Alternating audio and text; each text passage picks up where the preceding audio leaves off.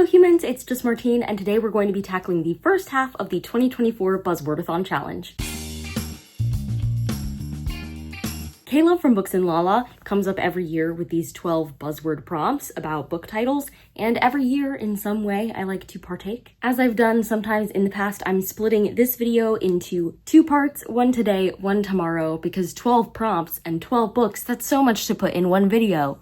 Who would do that?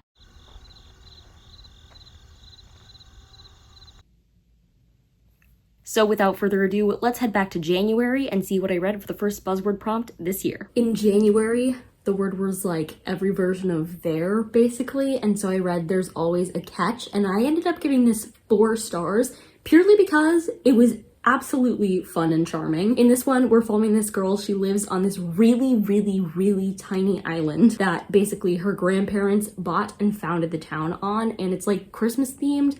The book itself is not Christmas themed, just the island. It actually feels way more summery than a Christmas themed island would make you think, because of the island aspect, probably. And so the main character that we're following, her grandparents are gone and now she's the mayor of this island, and people are really split on what her future should look like. She feels like she wants to stay there forever. Other people feel like she should leave, not because they dislike her, but because they think she has like more to offer with her life than this really tiny place, but she loves it a lot. Some visitors come into town and she falls in love with one of them. Basically, that's the premise.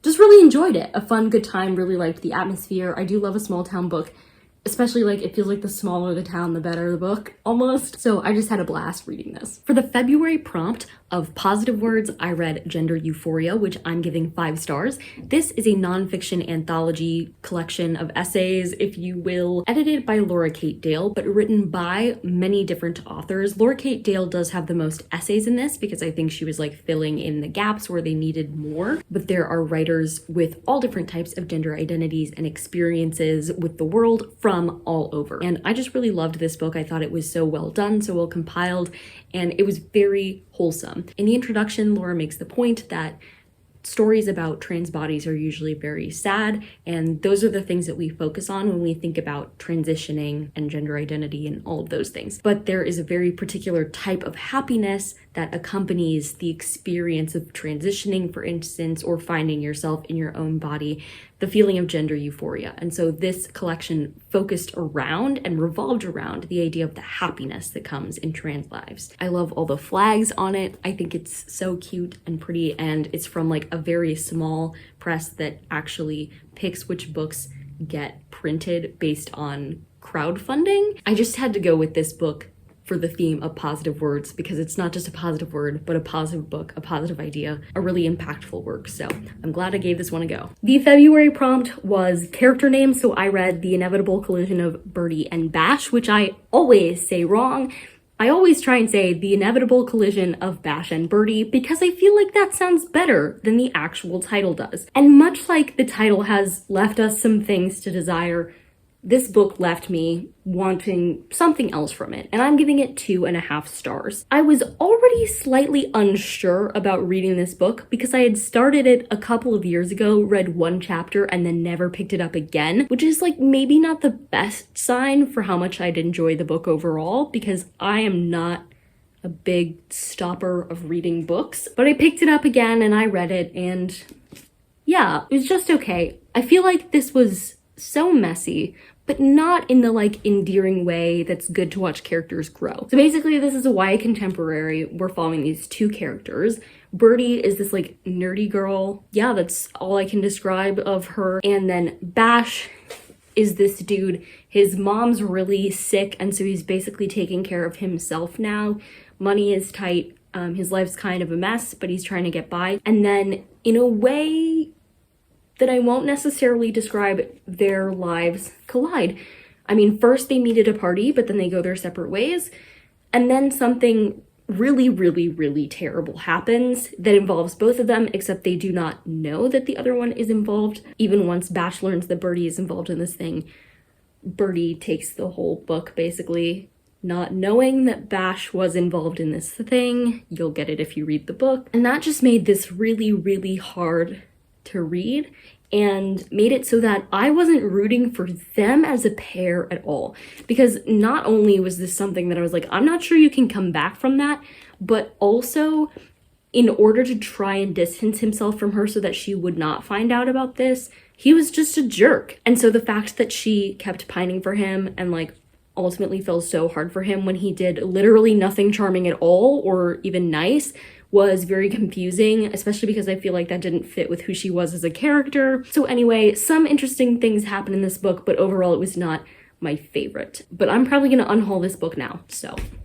The April buzzword was basically any nature-related word, and so I read Angel Rock by Darren Williams, and I'm giving this 2.5 stars. This is a book about these two boys, they're brothers, and they end up getting lost. Well, it takes place in Australia in 1969.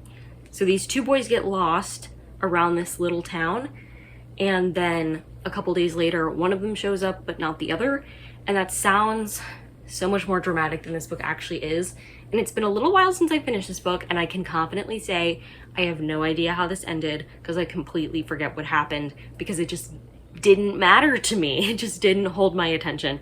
And that's going to sound terrible since I told you the premise, and like obviously that's a scary premise. We don't want little kids disappearing and then not coming back, but this was just not an interesting or memorable book in that vein. Some of the writing was weird. We were following this detective also that was like, he had gone through things himself, I think, if I'm remembering this correctly, and I don't know, the whole thing was weird and I don't really remember it at all. Like, I regret waiting this long to tell you about it because I genuinely forget what happened. Oops. I just know that I wasn't that interested. It was kind of a slog to get through. The setup was pretty interesting. I liked the small town that we were exploring, and I liked the different characters in this small town. I think that's one of the things small town settings can really do, is have an interesting cast of characters, and you can really get to know like everybody in the town. That's April. So the May buzzword was Every, and I read Every Last Secret, which is actually 2 books because it's a box set, but they don't exist as separate books anywhere on Goodreads, so I guess I'm just lumping them together. So technically the second book had like a different name in it, but I forget the name entirely because it's just marked on my Goodreads and Bookly and everywhere as Every Last Secret. So that's how I'll review it, I guess. And I'm giving this 3 stars. If I was just reviewing the first book in this box set, the one that presumably is called Every Last Secret, although there was no title page for it, I would probably give it like a 2 stars, maybe a 2.5. I do think this second one was better. First one was basically about this kidnapping case where these kids kept getting like taken in grocery stores through like the refrigerated section.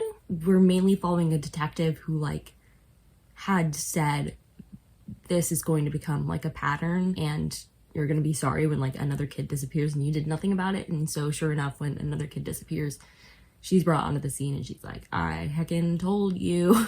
So we're going through that investigation, and I don't know. I hesitate to say that it felt rushed because of course you want a case that's that serious to be through with quickly, but I don't know, the pacing was just a little weird to me. I wasn't really invested in any of the characters. I will say the author went like an interesting direction with explaining why it was happening, which I appreciated. But yeah, I don't have many other thoughts about that. And then the second book, we're following this detective and she's in the Vice Squad and she was undercover for like 6 weeks and made some interesting decisions, and she's got kind of a tough past too, and she's working through that, and she's pulled onto this homicide case after she comes back from undercover because it seems to be related to drugs and ODing and all that stuff, where like these girls who had been on the streets are suddenly back in their bed at their houses in like the same dress and dead. And I thought the psychology of the killer in this one was pretty interesting. The reason that this person chose to kill was interesting to read about. Like reading their perspective, which we got to do sometimes, was fascinating. Again, I didn't really connect to the characters in this one. I did think the crime we were reading about and trying to solve was interesting, and I think it had a good message about addiction. I liked that we were following a detective who had the same issues that some of these victims had, because I think it made her a lot more empathetic about the situation. And I think it also produced this like extra layer of struggle for her as she was seeing it happen, which was interesting for us as readers. That's my review of this box set. It was just okay, but a pretty fun time overall. And on in the next one. Okay, so for the June prompt of repeating words, I read Makeup Breakup by Lily Menon, which I'm giving 3 stars.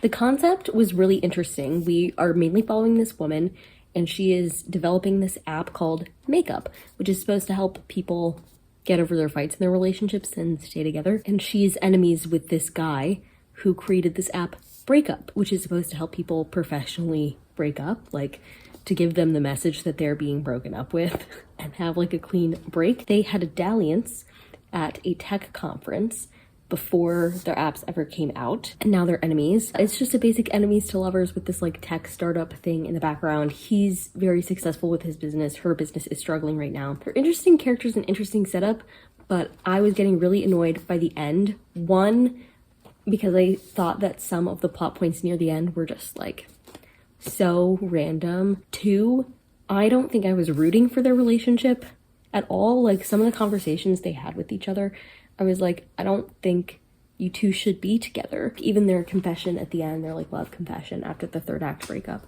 I was just bored by it. Like I didn't care.